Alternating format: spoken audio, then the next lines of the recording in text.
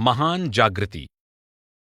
रथफर्ड के कथन के अनुसार लगभग एक शताब्दी के बाद इंग्लैंड की ऑक्सफोर्ड यूनिवर्सिटी के 3 विद्यार्थियों जॉन वेस्ली, उनके भाई चार्ल्स और उनके मित्र जॉर्ज व्हाइटफील्ड ने प्रभु की शरण लेनी चाहिए। उन्होंने होली क्लब की स्थापना की और ऐसे योजनाबद्ध तरीके बनाए जिनके द्वारा व्यक्ति अपनी जागृत अवस्था का प्रत्येक घंटा परमात्मा की सेवा में बिताने के लिए एक दूसरे की सहायता कर सके। उनके इन तरीकों में प्रार्थना, बाइबल का अध्ययन और अपने आध्यात्मिक जीवन की परख करने के लिए एक दूसरे से मिलना शामिल थे। अपने हृदय को निर्मल करने के अन्य तरीकों में निर्धनों को भोजन देना, कैदियों के साथ मुलाकात करना और अनाथों की सहायता करना आदि शामिल थे। इन तीनों नवयुवकों को एंग्लिकन पादरी नियुक्त कर दिया गया।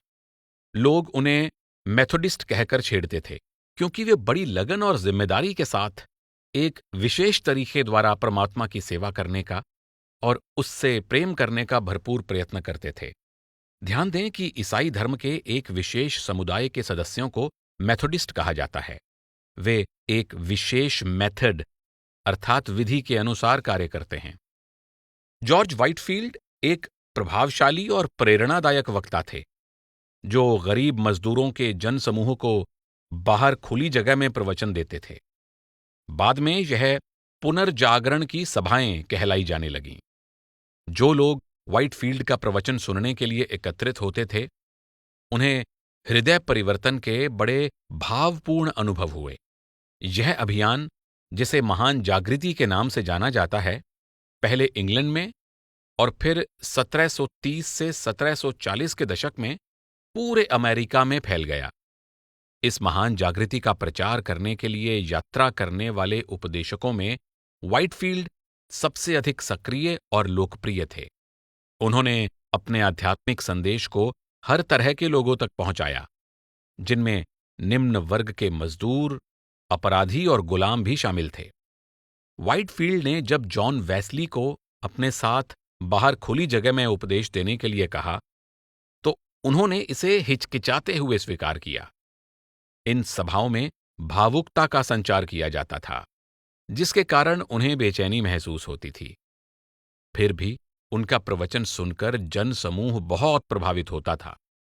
वेस्ली का आशावादी संदेश था कि परमात्मा की दया सबके अंदर है और सबके लिए है।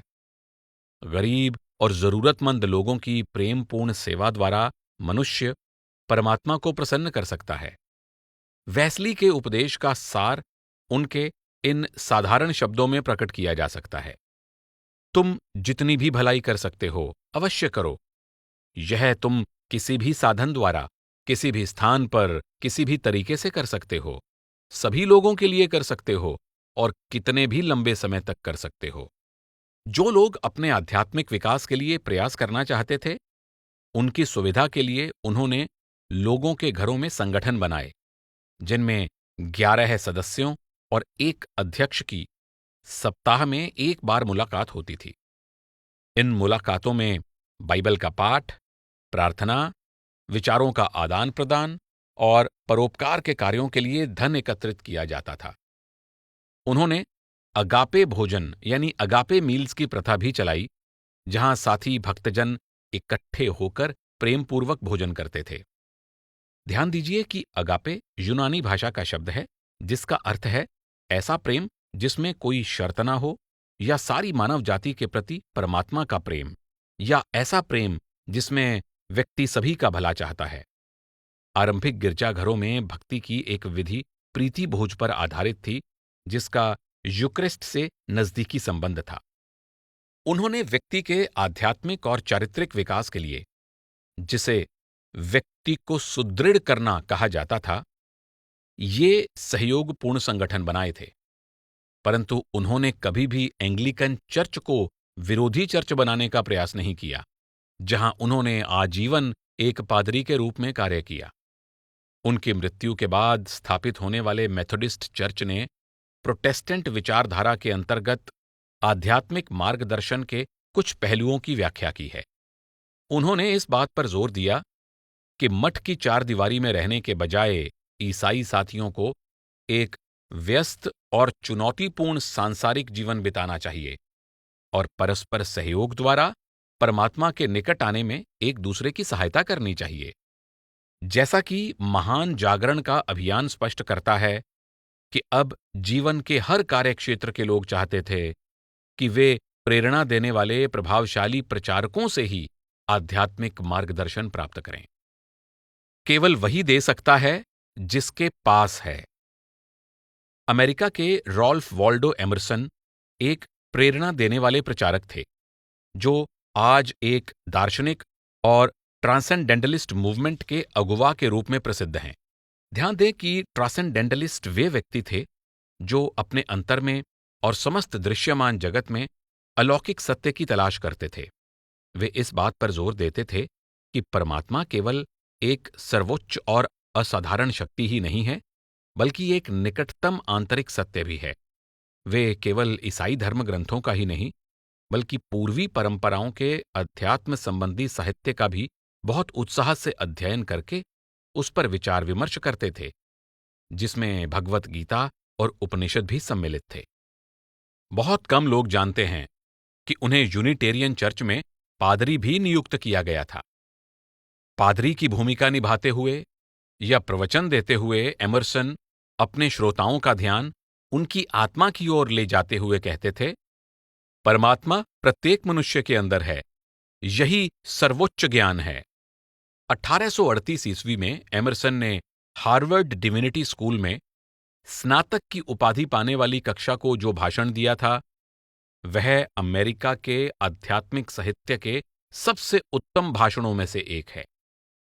यह एक धर्मनिरपेक्ष स्कूल था, जो अलग अलग प्रोटेस्टेंट गिरजाघरों के लिए पादरियों को प्रशिक्षण देता था।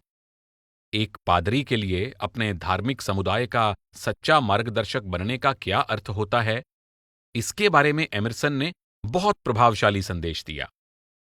एमरसन ने दृढ़ शब्दों में कहा कि लोगों को जिस आध्यात्मिक मार्गदर्शन की बहुत अधिक आवश्यकता है, वह औपचारिक धार्मिक प्रशिक्षण के द्वारा नहीं दिया जा सकता। उसे न तो विशेष ज्ञान के द्वारा और न ही किसी विद्वान पादरी के नीरस बौद्धिक उपदेश के द्वारा दिया जा सकता है। कोई भी कट्टर रूढ़िवादी धर्म या बिना सोचे विचारे प्रचलित विधि से की जाने वाली पूजा अर्चना जिज्ञासुओं का मार्गदर्शन नहीं कर सकती। एक धर्माचार्य सच्चा आध्यात्मिक गुरु कैसे बन सकता है? एमरसन परामर्श देते हैं, केवल अंतरात्मा ही सिखा सकती है। न तो कोई दुनियावी व्यक्ति सिखा सकता है और न ही कोई भोगी, न कोई झूठ बोलने वाला सिखा सकता है और न ही कोई गुलाम। केवल वही दे सकता है जिसके पास है। जो व्यक्ति जागृत है, जो अपने अंतर्ज्ञान द्वारा उपदेश देता है, केवल वही सिखा सकता है। साहस, निर्मलता, प्रेम और बुद्धिमत्ता हमें सिखा सकते हैं, और इन फरिश्तों के लिए प्रत्येक मनुष्य अपना द्वार खोल सकता है और वे उसके लिए विभिन्न भाषाओं का उपहार लाएंगे। एमरसन कहते थे कि धर्माध्यक्ष जब जीवात्माओं को जागृत करने का उत्तरदायित्व लेते हैं, तब उनका कर्तव्य है कि वे लोगों के हृदय और मन को सचेत करें। परंतु वह पूछते थे कि ऐसे कितने चर्च हैं जहां हम वास्तव में ऐसा प्रेरणादायक उपदेश सुन सकते हैं? मुझे बताओ कि कितने गिरजाघरों में कितने पैगंबरों ने मनुष्य को इस बात के प्रति सचेत किया है कि वह एक अनंत आत्मा है, यह संसार और उच्च लोक उसके अंतर में हैं और वह सदा परमात्मा के संपर्क में है। वह प्रेरणादायक आवाज अब कहाँ है, जो अपनी मधुरता द्वारा मेरे हृदय को आनंदित करके यह सिद्ध कर दे कि उसका स्रोत उच्च लोक में है? मैं ऐसे शब्दों को कहाँ सुन पाऊंगा जो प्राचीन युगों में मनुष्य को माता-पिता, घर, जमीन जायदाद, पत्नी तथा संतान यानी सब कुछ छोड़कर अनुसरण करने की प्रेरणा देते थे। वह कहते थे कि सच्चा आध्यात्मिक उपदेश ऐसा होना चाहिए जो आज्ञा पालन करने की प्रेरणा दे, और उसमें न केवल आत्मा को आकर्षित करने और आदेश देने का सामर्थ्य हो, बल्कि वह पूर्ण रूप से स्वाभाविक भी हो, अर्थात प्रकृति के नियमों के अनुकूल हो। यह उपदेश इतना प्रभावशाली होना चाहिए कि हमें इसका पालन करने में आनंद और गर्व का अनुभव हो। हमारा विश्वास सूर्योदय और सूर्यास्त के प्रकाश के समान, उड़ते हुए बादल, गाते हुए पक्षी और फूलों की सुगंध के समान होना चाहिए। एमरसन के अनुसार सच्चा प्रचारक अपने धार्मिक समुदाय को जो देता है वह शब्द नहीं है और न ही सैद्धांतिक उपदेश है, बल्कि वह उन्हें अपना सारा जीवन समर्पित कर देता है, जिस तरह मध्यकालीन कैथेड्रल स्कूलों के प्रभावशाली शिक्षकों ने किया था। सच्चे प्रचारक की पहचान यह है कि वह लोगों को अपना जीवन समर्पित कर देता है, वह जीवन जो ज्ञान की अग्नि में से निकल चुका है। तुम होली गोस्ट के नए स्तुति गायक हो। तुम सारी परंपराओं को छोड़ दो और लोगों को इष्ट देव का प्रत्यक्ष अनुभव करवा दो। लोगों की विकृति की पहली औषधि आत्मा है, दूसरी भी आत्मा है तथा सदा के लिए वह औषधि आत्मा ही है। अमेरिका के प्रोटेस्टेंट चर्च में एक नए तरह के अध्यात्म ज्ञानी शिक्षक के प्रकट होने का निवेदन करते हुए एमरसन ने डिविनिटी स्कूल में अपने भाषण को समाप्त किया। एमरसन चाहते थे कि वर्तमान समय में कोई ऐसा अध्यात्म ज्ञानी शिक्षक सामने आए जो अनादि सत्य को उस समय की भाषा में व्यक्त करे। मैं उस समय की प्रतीक्षा में हूं जब उस अलौकिक सौंदर्य के बारे में पश्चिम में भी बताया जाएगा, जिसने पूर्वी देशों के लोगों को, विशेषकर यहूदियों को आकर्षित किया था तथा उस दिव्य वाणी को उनके द्वारा मौखिक रूप से सभी युगों के लिए प्रकट किया था। यहूदी और यूनानी धर्म ग्रंथों में ऐसे शाश्वत कथन हैं जिन्होंने लाखों लोगों को जीवन दिया है, परंतु महाकाव्य की तरह ये कथन परस्पर जुड़े हुए नहीं हैं, बल्कि अंशों में हैं और इन्हें क्रम से प्रस्तुत नहीं किया गया है कि ये समझ में आ जाएं। मैं उस नए शिक्षक की खोज में हूं जो उन प्रभावशाली नियमों का पालन इस हद तक करें कि वह उन्हें वापस उसी तरह प्रकट कर दे जिस तरह वह आरंभ में थे। वह चारों ओर उनके कल्याणकारी प्रभाव को देखे, संसार को आत्मा के दर्पण के रूप में देखे और गुरुत्वाकर्षण के नियम को निर्मल हृदय द्वारा पहचान ले। वह दिखा दे कि जो आवश्यक है या जो कर्तव्य है उसकी विज्ञान, सुंदरता और आनंद के साथ समानता है। ईसाई परंपरा में अध्यात्म का नवीकरण। 16वीं और 17वीं शताब्दी के दौरान प्रोटेस्टेंट समुदायों ने महसूस किया कि धन दौलत और शक्ति के कारण कैथोलिक चर्च का अध्यात्म की ओर झुकाव कुछ कम हो गया है। जब आरंभ के प्रोटेस्टेंट समुदायों ने घोषणा कर दी कि वे कैथोलिक चर्च से अलग हैं, तब कैथोलिक चर्च में भी अपने सुधार के प्रति एक नया उत्साह उत्पन्न हो गया। 16वीं शताब्दी के दौरान कई मठवासी समुदायों में भी सुधार आया। जो लोग लापरवाह या विलासी हो गए थे, उन्होंने प्राचीन समय के कठोर नियमों को फिर से अपना लिया।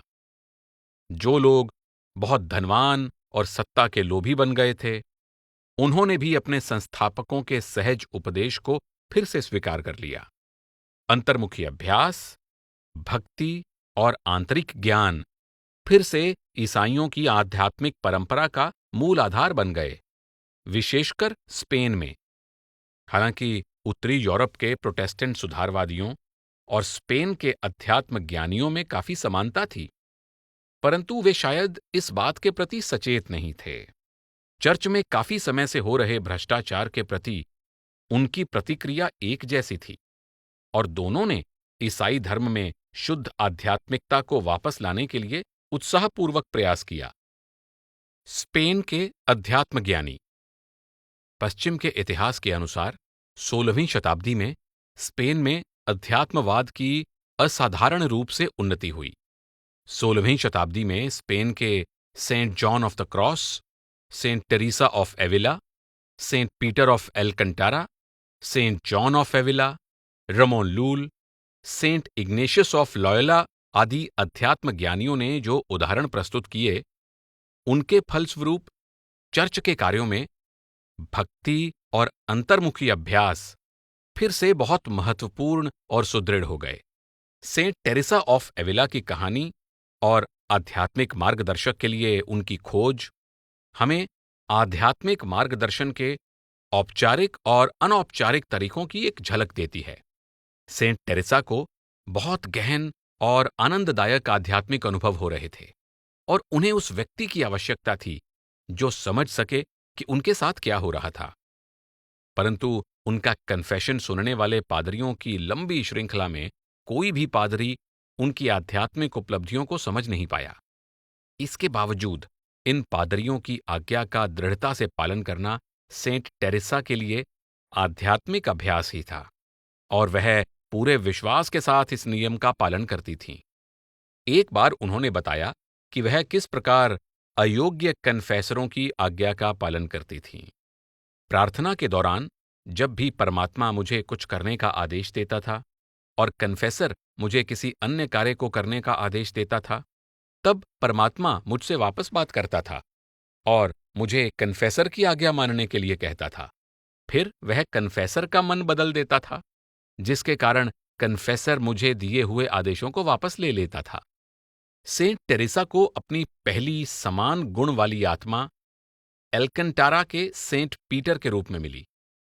सेंट पीटर स्पेन के फ्रांसिस्कन सुधारवादी अभियान के प्रसिद्ध अध्यात्म ज्ञानी थे।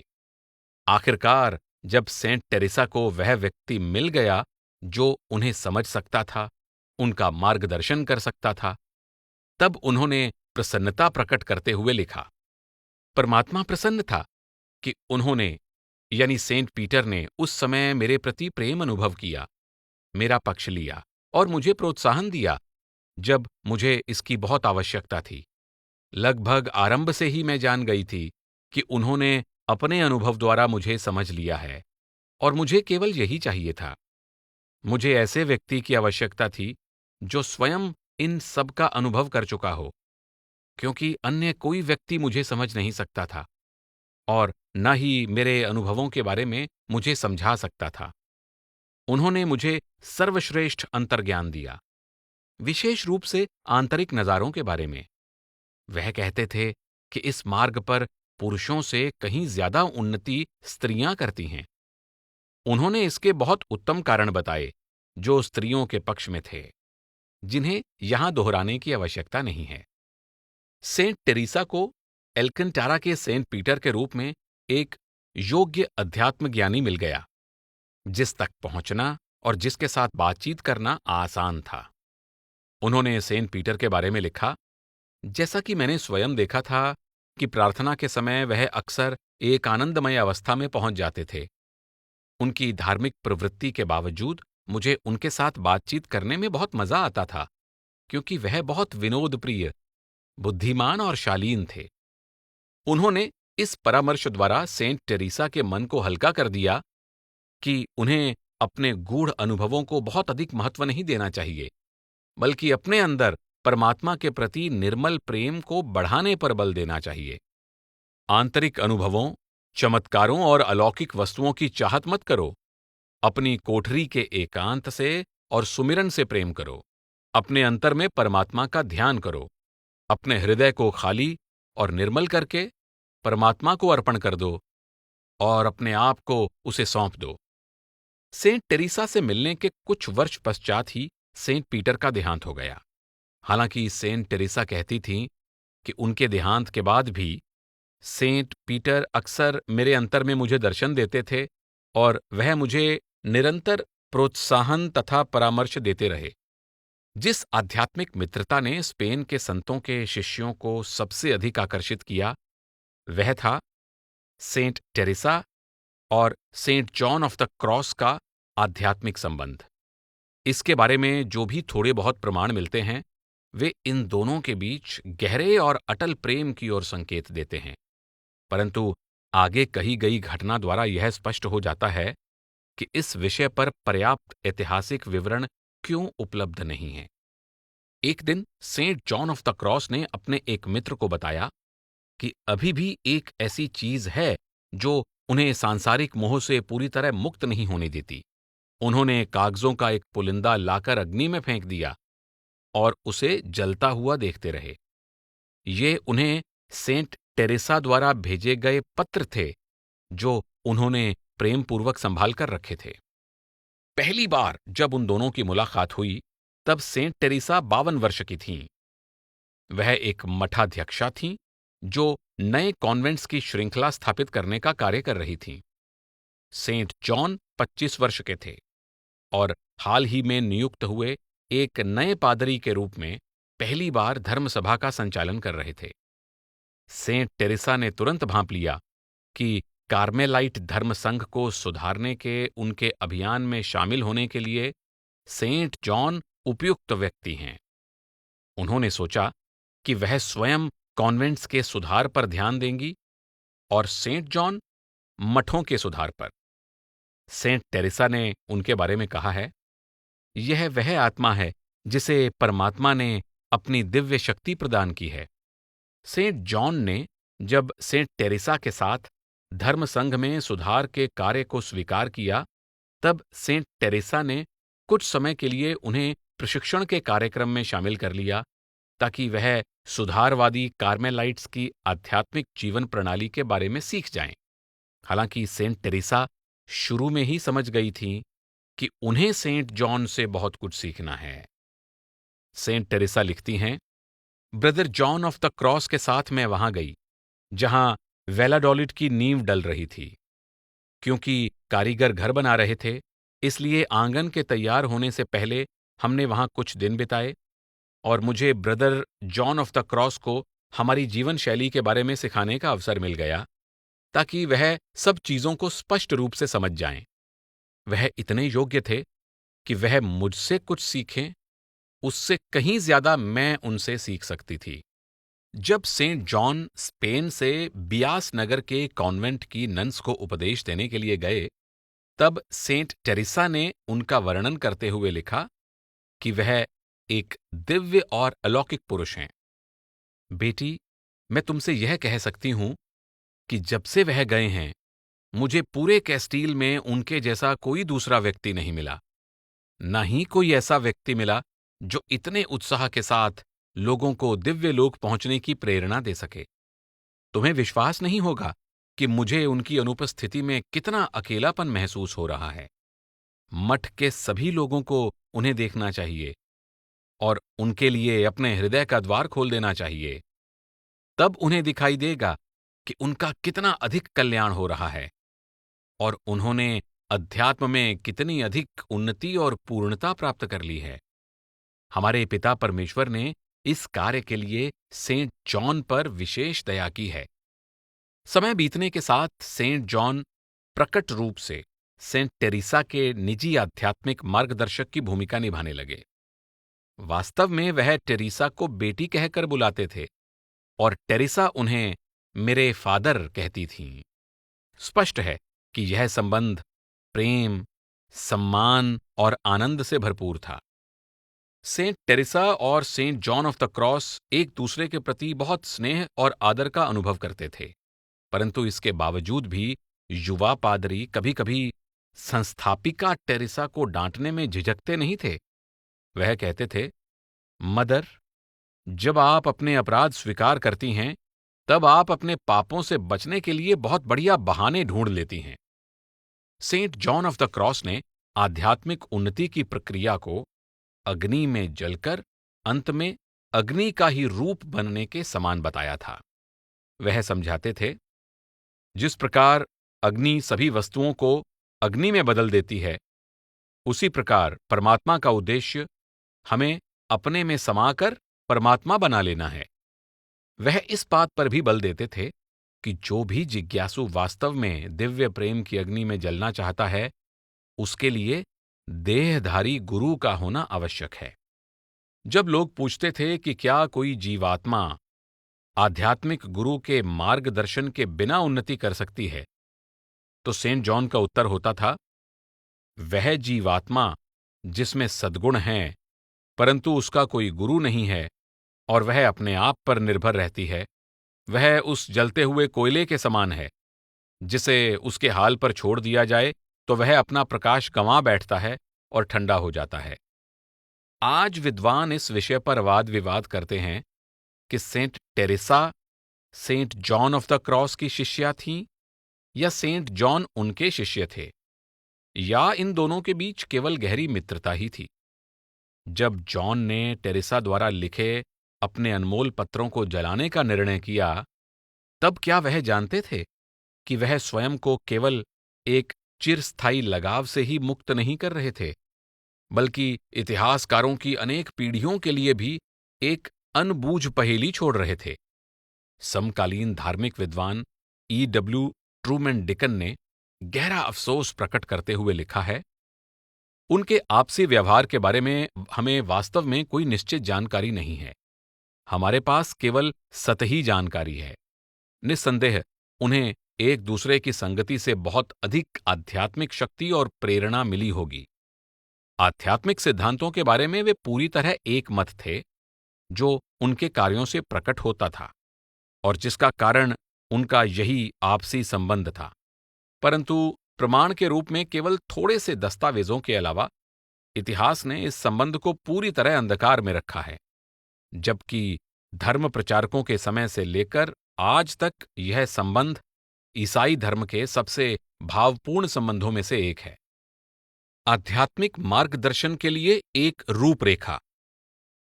कैथोलिक चर्च बहुत से पुण्यशील व्यक्तियों को संत मानता था, परंतु उनके साथ ही 16वीं शताब्दी के स्पेन में ऐसे अनगिनत व्यक्ति भी थे जिन्हें चर्च के अधिकारी थोड़ी शंका की दृष्टि से देखते थे। ये आम व्यक्ति थे जो जागृत थे और जिनको मौखिक प्रार्थनाओं और चर्च की धार्मिक रीतियों की अपेक्षा एकांत में अंतर्मुखी साधना करना तथा दिव्य प्रकाश के प्रकट होने की प्रतीक्षा करना ज्यादा पसंद था। आम जनता आत्मज्ञान से इतनी अधिक मंत्रमुग्ध हो गई थी कि जब किसी व्यक्ति को आंतरिक नजारे दिखते थे, दिव्यवाणी सुनाई देती थी या जब वह चमत्कारी शक्तियों का प्रदर्शन करता था, तब उसे एकदम से प्रसिद्धि मिल जाती थी। पिएट्राइटा में रहने वाली बेआटा नाम की एक स्त्री की कहानी विशेष रूप से प्रसिद्ध है।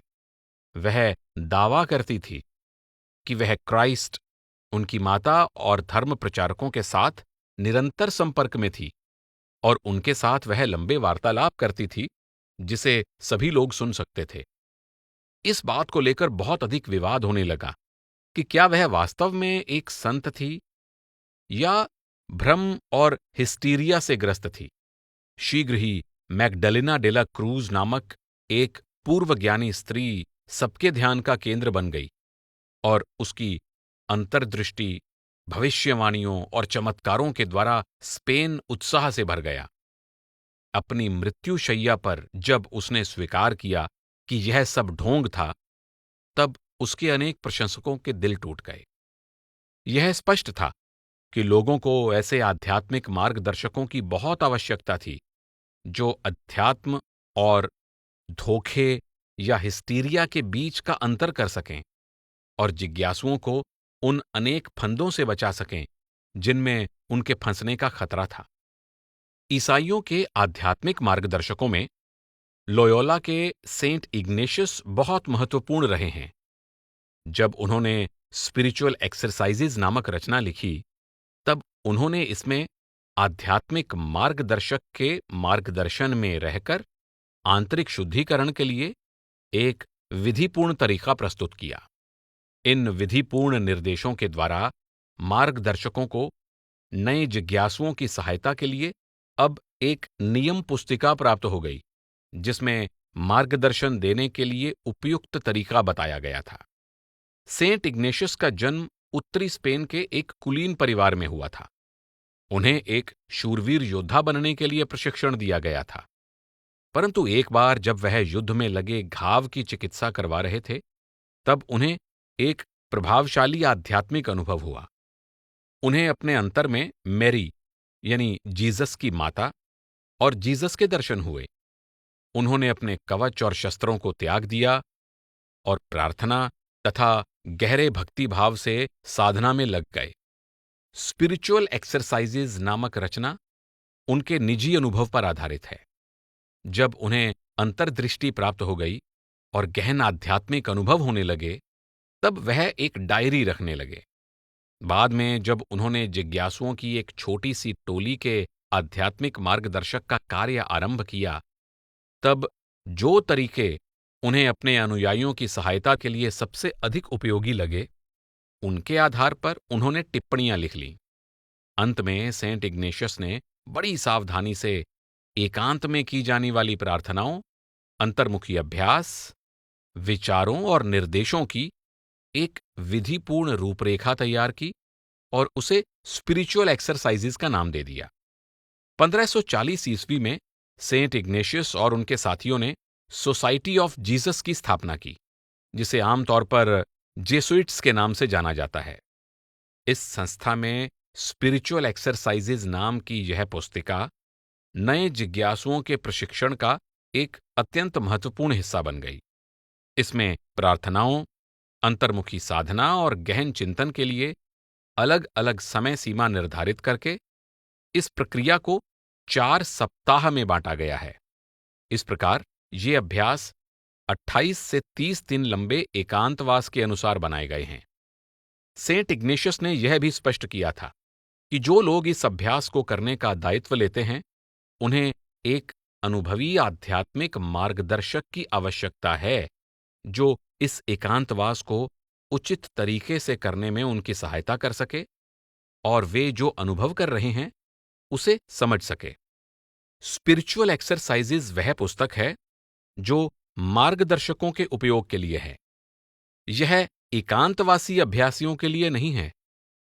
जैसा कि जेसुइट पादरी, विद्वान तथा मनोवैज्ञानिक डब्ल्यू माइसनर लिखते हैं, इस छोटी सी पुस्तक की असाधारण विशेषताएं इसके आरंभ से ही स्पष्ट होने लगती हैं।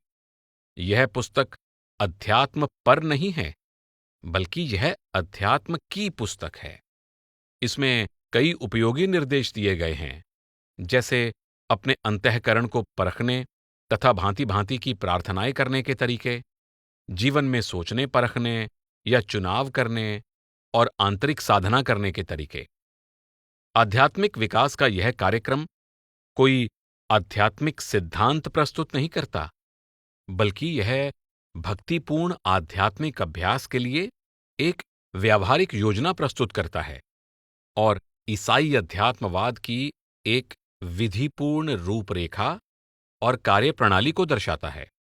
हालांकि आध्यात्मिक मार्गदर्शक की भूमिका आरंभ से ही ईसाइयों की आध्यात्मिक परंपरा का हिस्सा रही है, भले ही उसे मठाध्यक्ष, मठाध्यक्षा, आध्यात्मिक माता-पिता, कन्फेसर या परमार्थी मित्र कहा जाए। इस भूमिका के बारे में पहले कभी भी इतने विस्तारपूर्ण और व्यवस्थित तरीके से निर्देश नहीं दिए गए थे। सेंट इग्नेशियस के समय से कैथोलिक और प्रोटेस्टेंट समुदायों में आध्यात्मिक मार्गदर्शन की जो भी पद्धतियां विकसित हुई हैं, लगभग उन सभी पर स्पिरिचुअल एक्सरसाइजेज का प्रभाव पड़ा है। इस पुस्तक का उद्देश्य अपने आप पर विजय पाना है और किसी अनुचित लगाव से प्रभावित हुए बिना अपने जीवन को सही दिशा देना है। सेंट इग्नेशियस ने भी स्वयं शायद यह कल्पना नहीं की होगी कि जिन लोगों ने मठवासी प्रतिज्ञाएं नहीं ली थीं, वे भी इस अभ्यास से लाभ उठाएंगे और आने वाली शताब्दियों के मार्गदर्शक भी मठों से बाहर रहने वाले लोगों के मार्गदर्शन के लिए इस पुस्तक का उपयोग करेंगे। कुछ स्थितियों में आध्यात्मिक मार्गदर्शकों ने लोगों को यह अभ्यास लंबे एकांतवास के रूप में नहीं, बल्कि लंबे समय तक करने के निर्देश भी दिए हैं।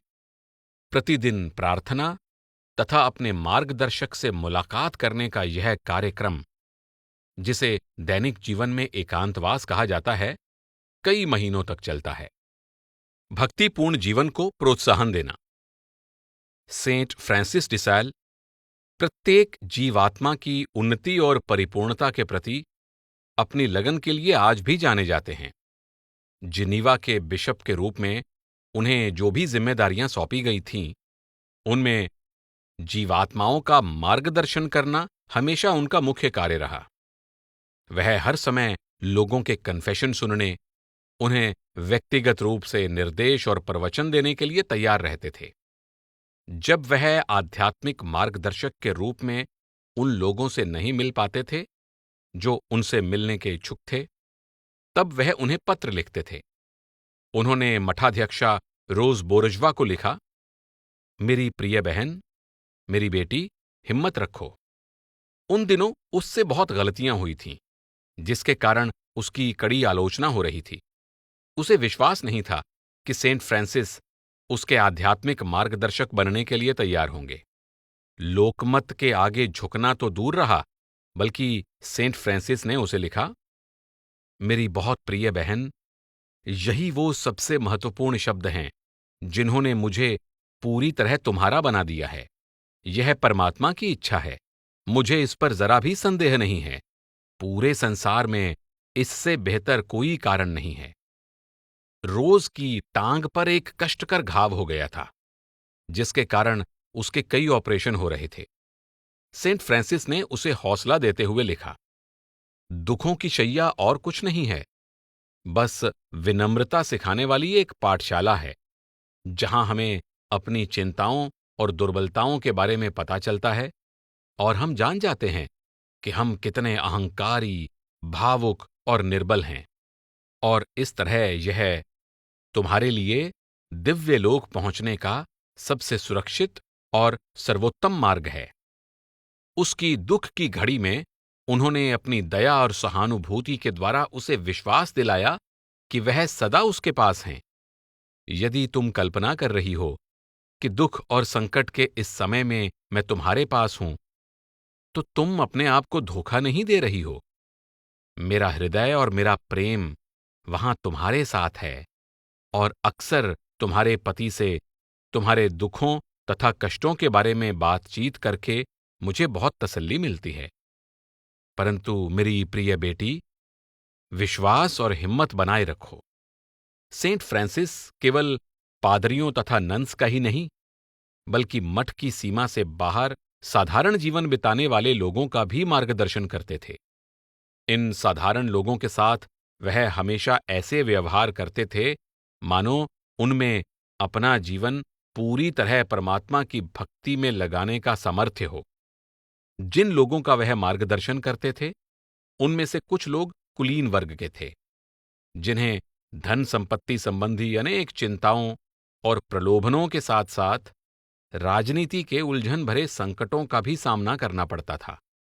सेंट फ्रांसिस का विश्वास था कि वे लोग इन परिस्थितियों में भी परमात्मा पर ध्यान एकाग्र करते हुए जीवन बिता सकते थे। वह किस प्रकार प्रोत्साहित करते थे, इसके बारे में उनकी एक अनुयायी मदाम डी शार्माइसी ने लिखा है, आरंभ में जब मैंने अपनी आत्मा को परमात्मा के इस सेवक यानी फ्रांसिस को सौंपा था, तब एक ऐसा मौका आया कि मुझे वापस कचहरी जाना पड़ा। मैं इससे बहुत चिंतित थी, इसलिए मैं फ्रांसिस के पास परामर्श लेने गई और उन्हें अपनी चिंता के बारे में बताया।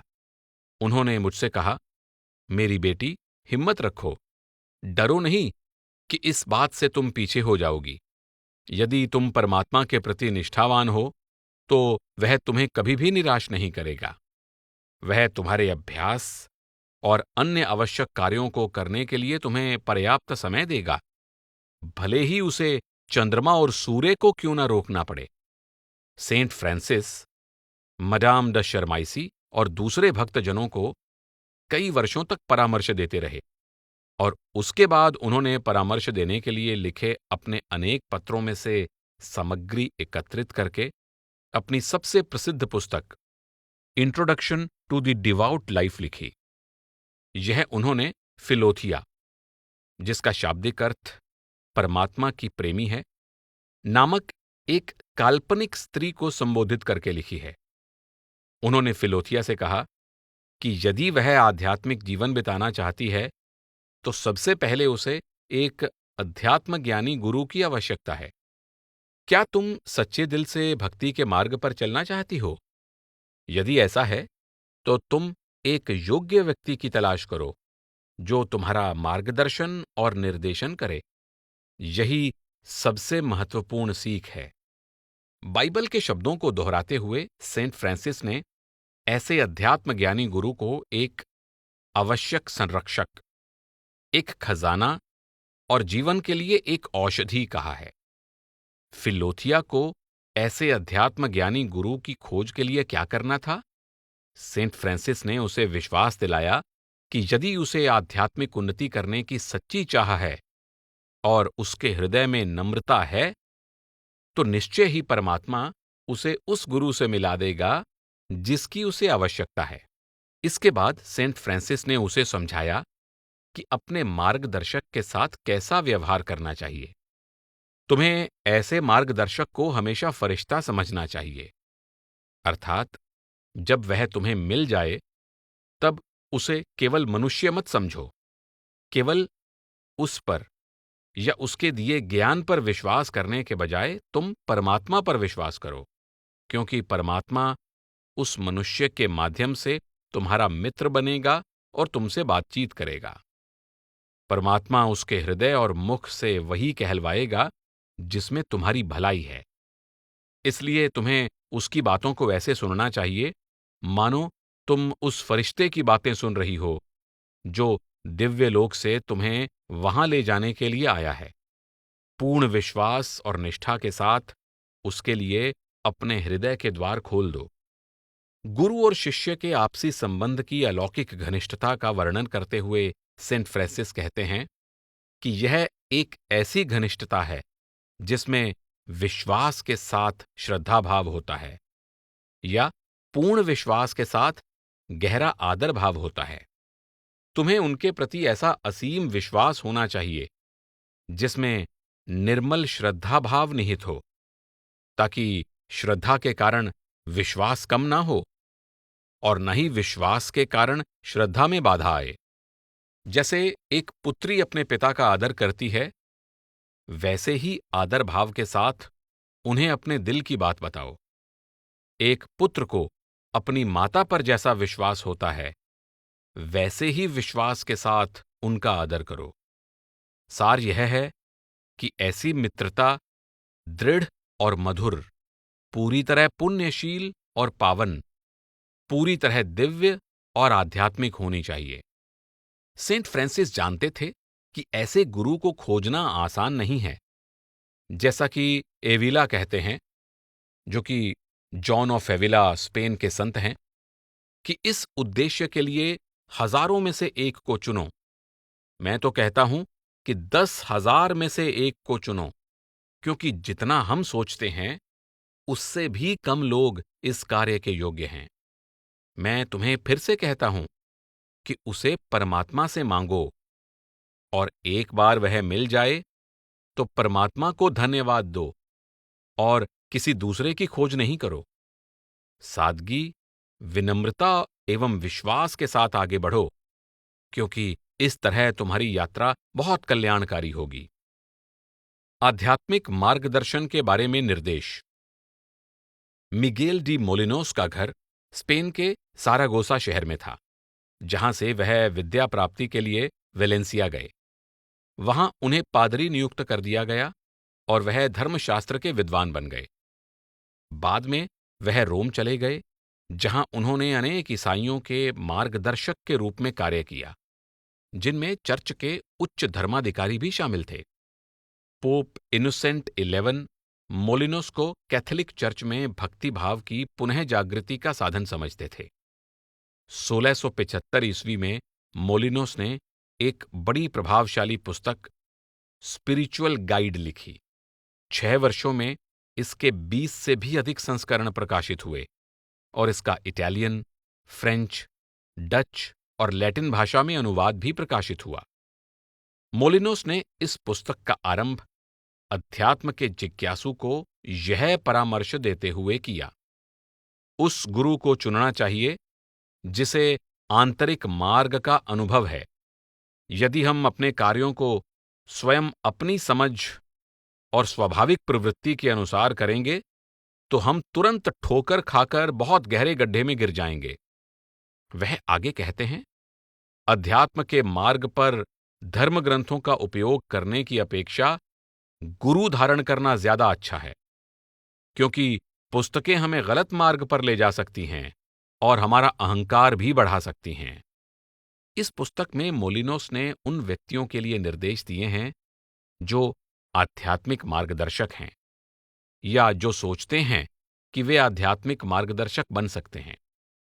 वह कहते हैं, यह ऐसी सेवा है जिसका अधिकार हम स्वयं कभी नहीं ले सकते।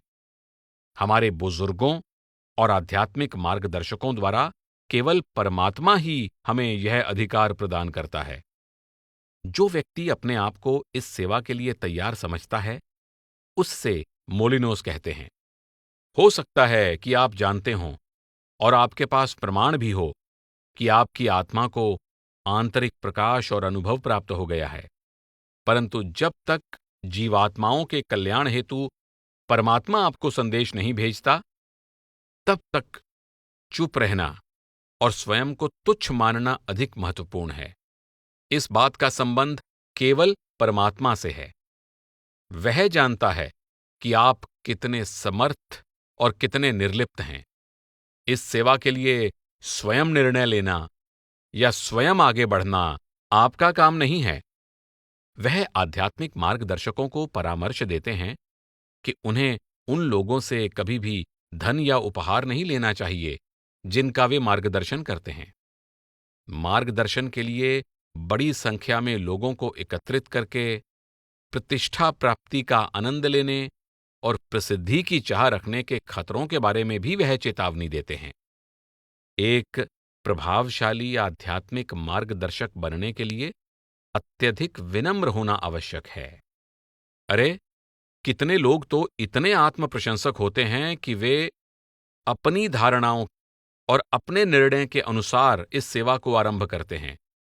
कितने लोग तो ऐसे भी हैं जो अपनी आत्मा को निर्मल और अनासक्त करके परमात्मा को प्रसन्न करने के बजाय अपने आप को धूल मिट्टी, भूसे और अहंकार से भर लेते हैं। यह अत्यंत महत्वपूर्ण है कि आध्यात्मिक मार्गदर्शक ने वास्तव में दिव्य आंतरिक अनुभव प्राप्त कर लिया हो, जैसा कि मोलिनोस समझाते हैं। यदि मार्गदर्शक ने स्वयं आंतरिक मार्ग की गुप्त और कष्टदायक राहों को पार नहीं किया है, तो वह इसे कैसे समझ सकता है या स्वीकार कर सकता है?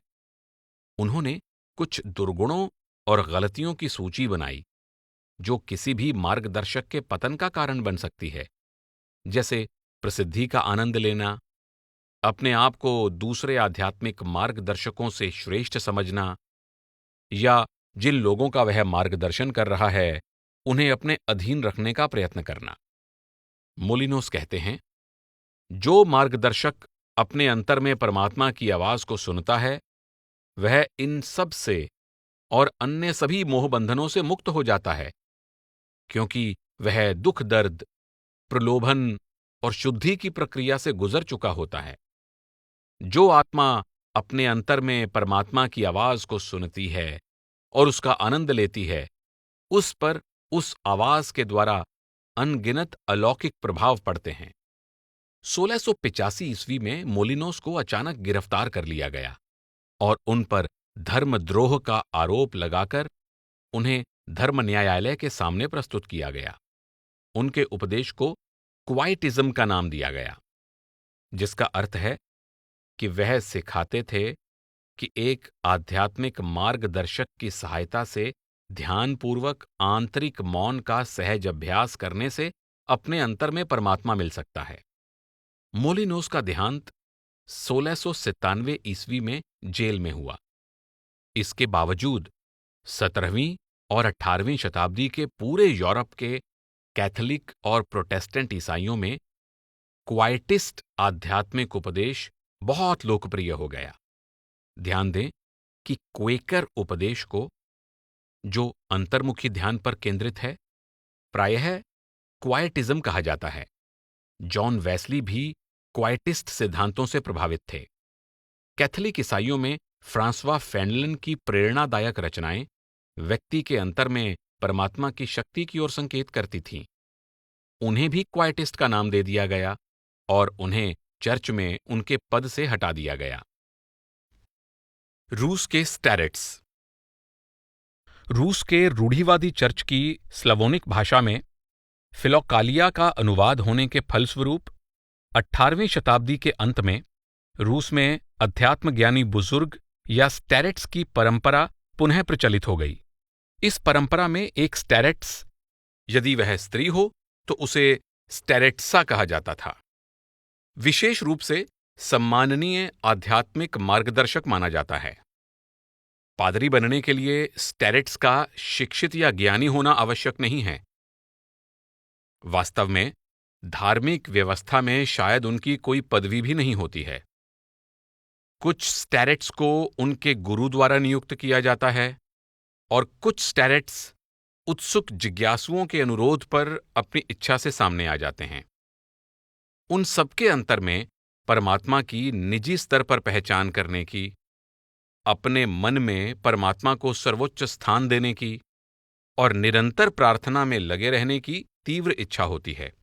स्टैरेट्स की यही पहचान है कि वे गहन आंतरिक अभ्यास द्वारा दिव्य सत्य का प्रत्यक्ष रूप से अनुभव कर चुके होते हैं और इसी अनुभव के द्वारा वे दूसरों का मार्गदर्शन करने के योग्य बन जाते हैं। ध्यान दें कि यह दिलचस्प बात है कि सबसे प्रसिद्ध स्टैरेट्स फादर जोसीमा काल्पनिक हैं और दोस्तोयेव्स्की के प्रसिद्ध उपन्यास ब्रदर्स कारामाज़ोव के वह पात्र हैं जिन्होंने उपन्यास में जान डाल दी है। यह उपन्यास पश्चिमी साहित्य के सबसे उत्तम उपन्यासों में से है। दोस्तोयेव्स्की की कम से कम एक स्टैरेट से मुलाकात अवश्य हुई थी। दोस्तोयेव्स्की और उनके साथी लेखक लियो टॉल्स्टॉय की एम्व्रोस्की या अलेक्जेंडर मिखाइलोविच ग्रेनकोव से मुलाकात हुई थी, जो ऑप्टिनो मठ के स्टैरेट्स थे। टॉल्स्टॉय ने कहा, जब कोई ऐसे इंसान से बात करता है तब उसे परमात्मा से निकटता महसूस होती है। हो सकता है कि काल्पनिक फादर जोसीमा का व्यक्तित्व एम्व्रोस्की के व्यक्तित्व के आधार पर लिखा गया हो। आंतरिक शांति प्राप्त करो। सेंट सेराफिम ऑफ सारोफ ऐसे स्टैरेट्स थे जिन्होंने आम लोगों को वे अभ्यास सिखाने आरंभ कर दिए जो अब तक केवल मठवासियों के लिए ही सीमित थे। इस प्रकार उन्होंने एक नया कार्य आरंभ कर दिया। उनके द्वार पर भक्त, किसान, कुलीन व्यक्ति या पादरी जो भी आता था, उसका स्वागत वह इन शब्दों से करते थे, मेरा सौभाग्य। कहा जाता है कि उन्हें हमेशा आने वाले व्यक्ति के बोलने से पहले ही पता चल जाता था कि उसके मन में क्या है। वह लोगों के अनकहे प्रश्नों का उत्तर दे देते थे और उनकी समस्याओं के समाधान में उनकी सहायता करते थे। जिन लोगों को आध्यात्मिक अनुभव प्राप्त करने की प्रबल चाहत थी, उन्हें सेंट सेराफिम बिना संकोच के अंतर्मुखी ध्यान की ऐसी युक्तियां सिखाते थे जिनके फलस्वरूप वे परम आनंद प्राप्त करते थे और आध्यात्मिक दृश्य देखते थे। डेजर्ट फादर्स के समय से प्रचलित तरीके के अनुसार सेंट सेराफिम ने भी अनेक वर्ष एकांत में बिताए, जहां शायद ही किसी ने उन पर ध्यान दिया होगा। 14वीं शताब्दी में मिस्र के सेंट एंथनी की ही तरह उन्होंने जीवन का आधे से भी अधिक भाग इसकी तैयारी में व्यतीत किया। जैसा कि पूर्वी रूढ़िवादी चर्च के समकालीन बिशप कैलिस्टोस वेयर लिखते हैं, लगभग 16 वर्षों तक मठवासी समुदाय में रहकर उन्होंने एक नए शिष्य, वचनबद्ध मठवासी, चर्च के अधिकारी और पादरी के रूप में एक सामान्य जीवन बिताया। उसके बाद उन्होंने जीवन के 21 वर्ष एकांत और लगभग पूरी तरह मौन रहकर बिताए। इस अवधि के पहले भाग में वह जंगल में एक झोंपड़ी में रहे और एक बार उन्होंने 1000 दिन वृक्ष के ठूंठ पर बैठकर और उन्हीं दिनों की तरह 1000 रातें एक चट्टान पर बैठकर निरंतर प्रार्थना में व्यतीत की। एकांतवास के अंतिम समय के दौरान उनके मठाधीश ने उन्हें मठ में वापस बुला लिया। वहां वह दृढ़ संकल्प करके अपनी कोठरी में ही रहे। चर्च में होने वाले धार्मिक अनुष्ठान के लिए भी वह कोठरी से बाहर नहीं निकलते थे। रविवार को पादरी उनके कमरे के दरवाजे के पास उनके लिए पवित्र आहार लेकर आता था। उनमें बहुत बड़ा परिवर्तन तब हुआ जब उनके अंतर में उन्हें आदेश मिला कि जो भी उनसे मिलने आए, उसकी सहायता और मार्गदर्शन के लिए उन्हें अपना द्वार खोलना है। उन्होंने अपने प्रचार के लिए या लोगों को बुलाने के लिए कुछ नहीं किया, बल्कि लोग स्वयं उनके पास पहुंच जाते थे। परंतु वे जब भी आते थे, कभी एक ही दिन में दर्जनों या कभी हजारों की संख्या में, सेंट सेराफिम उन्हें खाली हाथ नहीं भेजते थे। उन्होंने अपना प्रचार नहीं किया और न ही अपनी आध्यात्मिक उपलब्धियों का दावा किया। इसलिए यह आश्चर्य की बात थी कि लोगों को कैसे पता चल जाता था कि वह एक स्टैरेट्स थे। उन्हें निश्चित रूप से जंगल में खरगोश, लोमड़ियों और भेड़ियों के साथ देखा गया था, जो उनके पास इकट्ठे हो जाते थे। यहां तक कि एक रीछ को भी उनके हाथ से कुछ खाते हुए देखा गया था। इसी कारण दर्शकों ने यह सोच लिया होगा कि उन्होंने अपने अंतर में एक अद्भुत शांतिपूर्ण अवस्था प्राप्त कर ली है, या जब उन्होंने न्यायालय जाकर उन चोरों के लिए दया की याचना की जिन्होंने उन्हें मार मार कर मृत्यु के समीप पहुंचा दिया था, तब शायद लोगों ने उनकी दयालुता के अलौकिक गुण को महसूस किया होगा।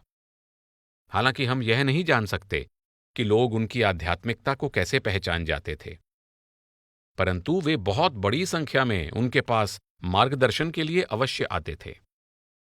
सेराफिम और उनकी आध्यात्मिक संतान निकोलस मोटोविलाफ के वार्तालाप के द्वारा हमें स्टैरेट्स के सर्वव्यापी प्रेम और आध्यात्मिक शक्ति की झलक मिलती है। एक दिन सर्दी के मौसम में वे दोनों जंगल में साथ साथ घूम रहे थे।